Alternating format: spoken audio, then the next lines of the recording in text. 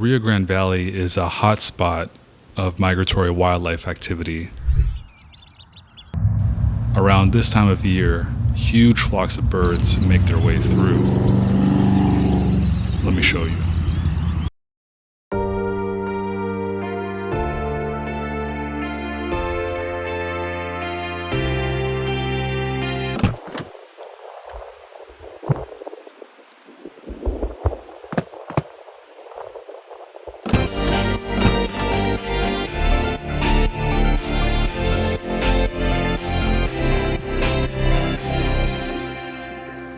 I would have figured there'd be more birds in this park, but I don't see any.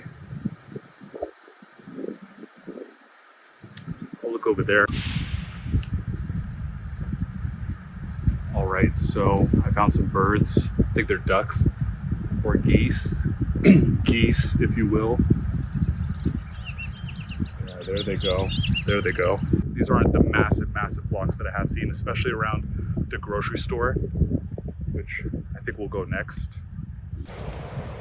We're rapidly losing the light, and I want to find those big flocks before it gets dark, but I don't know how realistic that is today. Give it a shot. We'll drive quickly.